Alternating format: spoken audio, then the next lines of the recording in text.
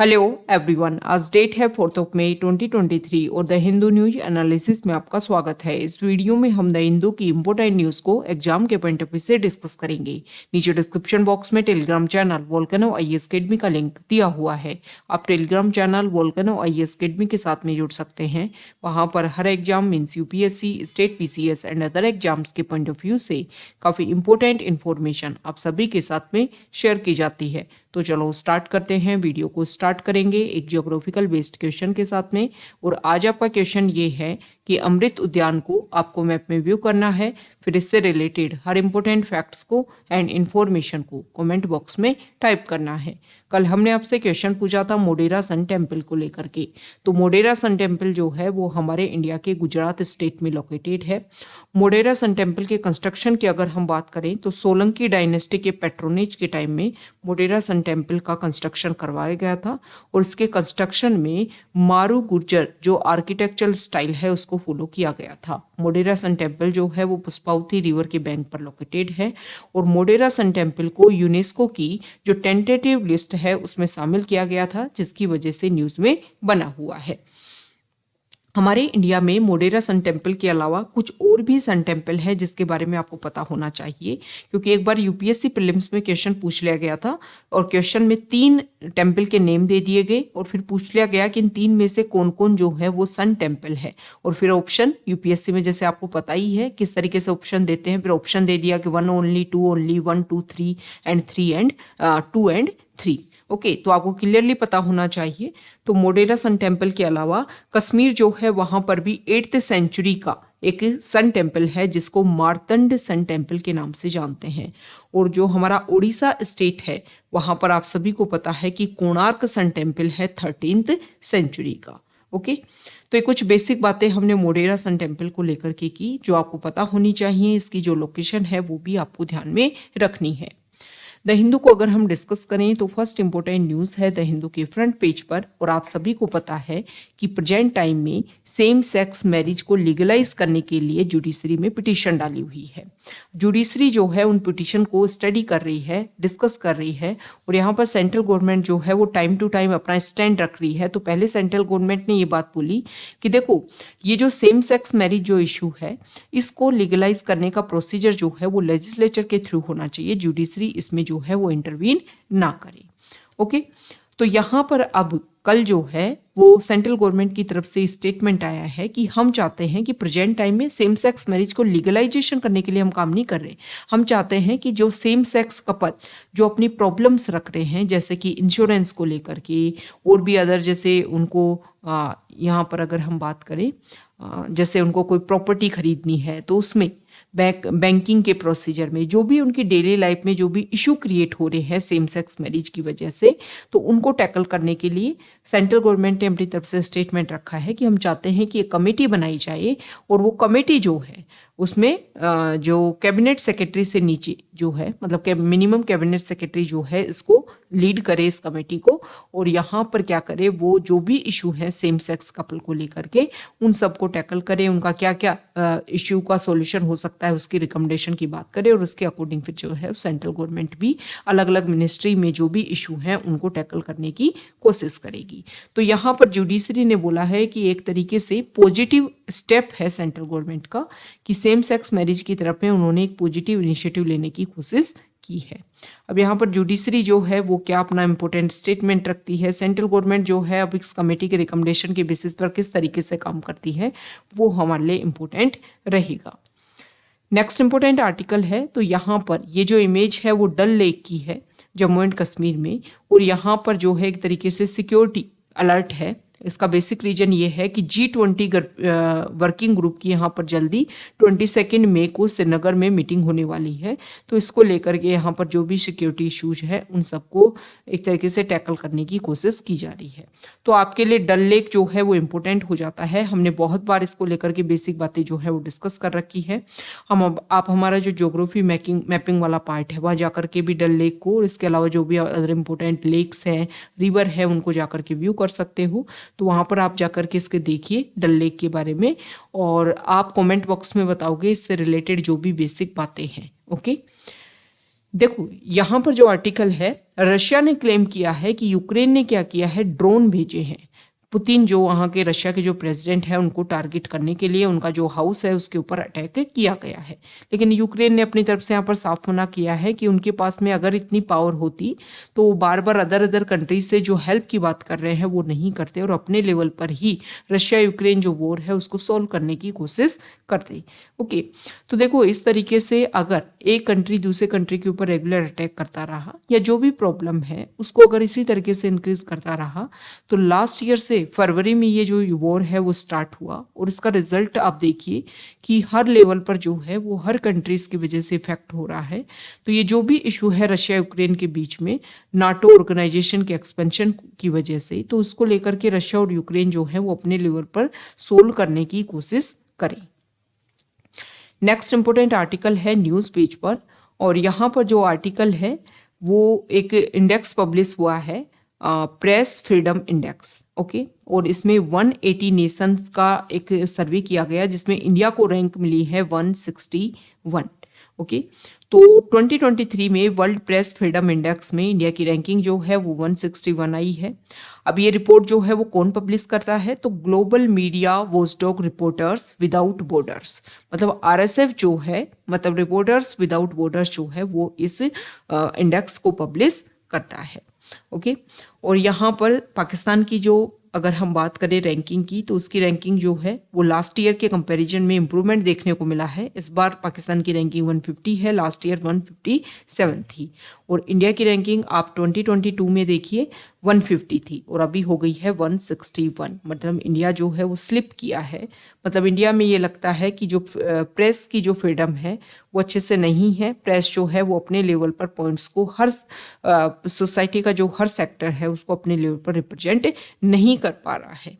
Okay, और श्रीलंका जो है वहाँ पर भी इम्प्रूवमेंट देखने को मिला है। लास्ट ईयर उनकी रैंकिंग थी 146 और अब जो है वो 135 है। तो आप हमारे बॉर्डर एरिया में जो कंट्रीज़ हैं उनको देखिए कि इंडिया की रैंकिंग जो है वो काफ़ी लो है। नॉर्वे, आयरलैंड और डेनमार्क जो है उन्होंने टॉप रैंकिंग ली है और Vietnam, China and north Korea जो है वो बॉटम पे आए हैं। देखो ये जो रिपोर्टर्स विदाउट बॉर्डर्स, ये जो है आरएसएफ, ये एक तरीके से ग्लोबल रैंकिंग प्रोवाइड करता है प्रेस फ्रीडम की एवरी ईयर। आरएसएफ क्या है, एक इंटरनेशनल एनजीओ है whose self-proclaimed aim is to defend and promote media freedom। इसका जो हेडक्वार्टर है आरएसएफ का, रिपोर्टर्स विदाउट बॉर्डर्स का, वो है पेरिस में। तो आरएसएफ को लेकर के क्वेश्चन पूछ लिया जाता है, तो ये बेसिक बातें जो हैं वो आपको पता होनी चाहिए। मेन ऑब्जेक्टिव इसका क्या है कि वर्ल्ड में जो फ्रीडम है इन प्रेस की वो ज़्यादा से ज़्यादा प्रमोट हो, और इसी के बेसिस पर उसको ज़्यादा से ज़्यादा प्रमोट करने के लिए ये काम जो है वो आरएसएफ के द्वारा एवरी ईयर किया जाता है। तो ये वर्ल्ड फ्रीडम इंडेक्स जो है, प्रेस फ्रीडम इंडेक्स जो है वो आपके लिए इंपॉर्टेंट हो जाता है। इससे रिलेटेड जो बेसिक बातें हैं वो आपको पता होनी चाहिए। और देखो इसमें डायरेक्टली क्वेश्चन नहीं पूछेगा, जैसे यूपीएससी में कभी ये क्वेश्चन नहीं पूछा जाता है कि प्रेस फ्रीडम इंडेक्स 2023 में इंडिया की रैंकिंग आई और फिर 4 ऑप्शन दे देंगे, ऐसा नहीं पूछेगा। क्वेश्चन आ जाएगा कि जैसे कि 3-4 स्टेटमेंट दे देंगे, पूछ लेंगे कौन से सही है कौन से गलत है। जैसे कि पूछ लिया गया कि प्रेस फ्रीडम इंडेक्स जो है वो कौन पब्लिश करता है, तो इसमें जैसे वर्ल्ड बैंक दे दिया या यूनाइटेड नेशन दे दिया या कोई और तरीके से रिप्लेस कर दिया जाएगा। दूसरा कैसे क्वेश्चन पूछा जाएगा कि ये जो ऑर्गेनाइजेशन, मतलब आरएसएफ मान लो डायरेक्टली उसका नाम दे दिया, फिर पूछ लिया गया जाएगा कि इसका जो हेडक्वार्टर है वो कहाँ है। ओके, और अगर थर्ड स्टेटमेंट दे दिया कि इंडिया की रैंकिंग जो है वो लास्ट ईयर के कंपैरिजन में और ज़्यादा डिक्रीज हुई है, या फिर कंपैरिजन करके दे दिया कि जो हमारे रीजनल एरिया में जो कंट्रीज़ हैं उनसे हमारी जो रैंकिंग है वो काफ़ी लो है। ओके, तो ये आपको पता होना चाहिए कि जैसे कि हमने देखा कि पाकिस्तान, श्रीलंका, इनसे हमारी जो और चाइना जो है, चाइना हमारे से लोएस्ट है क्योंकि वो बॉटम में आता है यहाँ पर। वहाँ पर फ्रीडम जो है वो प्रेस को बिल्कुल भी नहीं है। वहाँ पर भी नॉर्थ कोरिया और वियतनाम में उनकी लोएस्ट रैंकिंग जो है वो देखने को मिली है। तो इंडिया की रैंकिंग जो है वो काफ़ी लो आई है और इसके इम्प्रूवमेंट के लिए गवर्नमेंट को काम किया जाना चाहिए। जो भी फ्रीडम जो प्रेस को होनी चाहिए, हालांकि कंट्री की सॉवरेनिटी और इंटीग्रिटी को नुकसान पहुंचाए बिना जो है वो प्रेस की फ्रीडम को मेंटेन किया जाए। नेक्स्ट जो आर्टिकल है हमारे जो डिफेंस मिनिस्टर हैं, आप सभी को पता है, अभी मालदीव की विजिट पर है। हमारा अगर हम बात करें तो ओशनिक लेवल पर इंडिया का नेबर कंट्री है, जिसके साथ में हम वाटर बॉर्डर जो है वो शेयर करते हैं। और यहाँ पर हमारे जो डिफेंस मिनिस्टर हैं, उन्होंने कोस्ट गार्ड हार्बर जो है मालदीव में, उसका फाउंडेशन स्टोन जो है रखा है। और ये जो हार्बर जो बनाया जाएगा ना, इसका नाम था एकता हार्बर। ओके, तो देखो प्रेजेंट टाइम में जो हमारा इंडिया जो है वो मालदीव के साथ में अपने रिलेशन बेहतरीन बनाने की कोशिश काफ़ी अच्छे से कर रहा है, क्योंकि इंडिया चाहता है कि इंडियन ओशन रीजन में हमारे जो जो भी नेबरहुड कंट्रीज़ हैं उनके साथ में हमारे रिलेशन बेहतरीन रहें, ताकि चाइना जो अपना डोमिनेंस क्रिएट करने की कोशिश कर रहा है उसको एलिमिनेट करके इस रीजन को जो है वो फ्री, ओपन एंड फेयर जो है वो सबके लिए रखा जा सके। नेक्स्ट जो है यहाँ पर आर्टिकल है, तो देखो यहाँ पर टेक्नोलॉजी का क्या यूज़ है और प्रेजेंट टाइम में जो प्रेशर, डिस्ट्रेस और मेंटल स्ट्रेस जो काफ़ी क्रिएट हो रहा है लोगों की लाइफ में, उनको टैकल करने के लिए हमारी गवर्नमेंट जो है वो किस तरीके से काम कर रही है। तो यहाँ पर कश्मीर में लास्ट ईयर 2022 में union ministry of health and family welfare ने क्या किया था, उन्होंने यहाँ पर इस तरीके की टेलीकम्युनिकेशन सर्विस जो है लॉन्च की, जिसमें एक तरीके से एक ऑफिस बनाया गया, वहाँ पर लोगों को जोड़ा गया और लोगों को फ्री टोल फ्री नंबर दिए गए कि अगर मेंटल स्ट्रेस है तो आप इन नंबर पर 24/7 टोल फ्री नंबर पर आप कॉल कीजिए। यहाँ पर आपको जो भी स्पेशलिस्ट हैं वो आपको राय देंगे, आपके इशू को सुनेंगे, आपकी प्रॉब्लम का सॉल्यूशन देंगे। तो यहाँ पर बताया जा रहा है कि अगर हम बात करें तो 20 to 30 जो एज ग्रुप होता है उसमें मैक्सिमम लोग जो हैं वो स्ट्रेस में दिखाई दे रहे हैं। जो विमेन हैं उनमें मैक्सिमम स्ट्रेस जो है वो देखने को मिल रहा है, उनकी लोनलीनेस की वजह से, मैरिज की वजह से, पोस्टपार्टम स्ट्रेस, रिलेशनशिप ट्रबल और पेरेंटल डिसएग्रीमेंट्स। मैन में जो है वो अनएम्प्लॉयमेंट, फाइनेंशियल डिस्ट्रेस जो है वो उनको सबसे ज़्यादा परेशान कर रहा है। तो यहाँ पर टेलीकम्युनिकेशन या फिर टेक्नोलॉजी का कितना अच्छा यूज़ किया जा रहा है लोगों की लाइफ को ईजी बनाने के लिए, उनके पीसफुल इशू जो है उनको सॉल्यूशन के लिए जो है उसका एक तरीके से यूज जो है वो देखने को मिल रहा है। नेक्स्ट यहाँ पर जो आर्टिकल है, तो IMD जो है, ओके, इंडिया मेट्रोलॉजिकल डिपार्टमेंट जो है उन्होंने फोरकास्ट किया है कि नेक्स्ट वीक तक बे ऑफ बंगाल जो है वहाँ पर एक साइक्लोन देखने को मिलेगा। और इस साल का जो है ये फर्स्ट साइक्लोन रहेगा और इस साइक्लोन को जो है वो मोचा के नाम से जाना जाएगा। और ये जो नेम है मोचा, ये दिया गया है यमन कंट्री के द्वारा। तो साइक्लोनिक सर्कुलेशन जो है उसमें क्या होता है आप सभी को पता है, कुछ बेसिक बातें आपको पता होनी चाहिए। तो यहाँ पर ये बताया गया है कि ये जो साइक्लोन है ना, ये एक तरीके से सीवियर साइक्लोन स्टॉर्म जो है वो देखने को मिलेगा। अब सीवियर साइक्लोन स्टॉर्म क्या होता है, तो देखो अलग अलग विंड की जो स्पीड रहती है उसके बेसिस पर साइक्लोनिक एक्टिविटीज़ को अलग अलग क्राइटेरिया में डिस्कस किया गया है। जैसे कि साइक्लोनिक स्टॉर्म होता है, ये एक नॉर्मल विंड जो स्पीड देखने को मिली है 65 to 68 किलोमीटर पर आवर जो है विंड स्पीड रहती है। और सबसे हाईएस्ट लेवल का साइक्लोन रहता है सुपर साइक्लोनिक स्टॉर्म, जिसमें 222 से भी ज़्यादा विंड स्ट्रीम जो है 222 किलोमीटर पर आवर जो है वो देखने को मिलती है।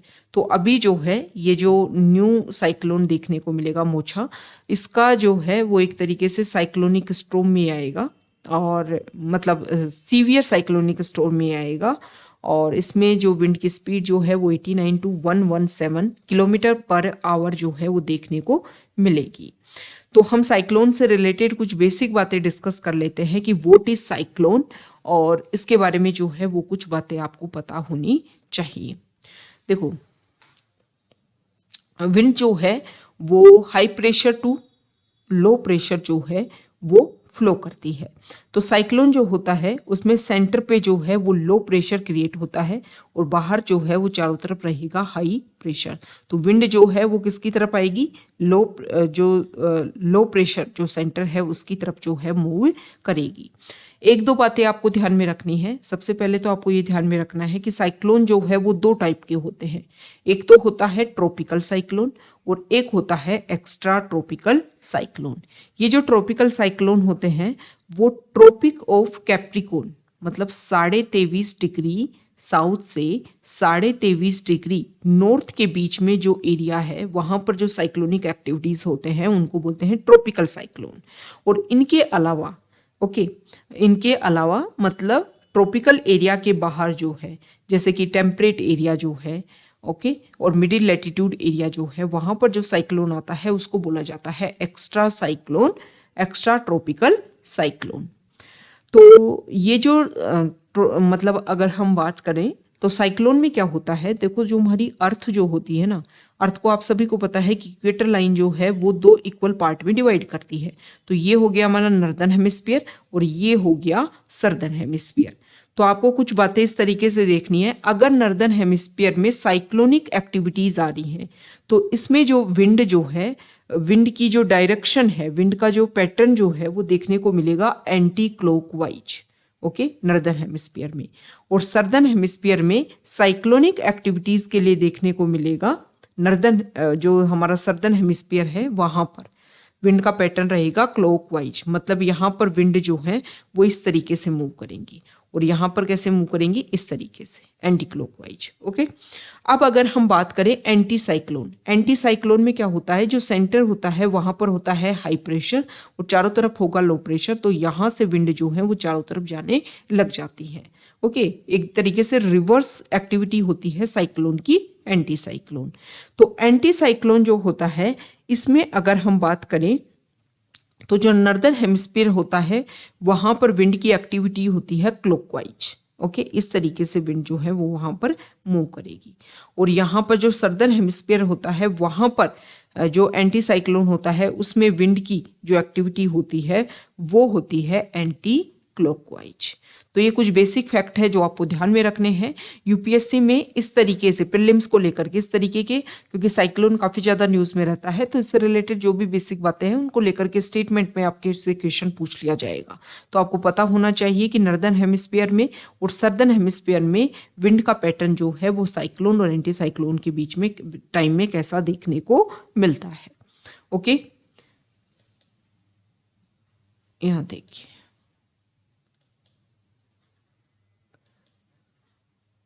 तो यहाँ पर ये जो इशू देखने को मिला इसी के बारे में यहाँ पर बताया हुआ है।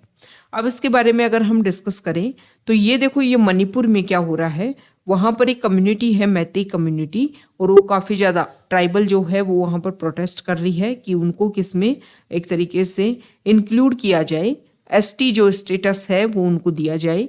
जो मैती कम्युनिटी जो है वो यहाँ पर डिमांड कर रही है और इसके लिए प्रोटेस्ट भी कर रही है।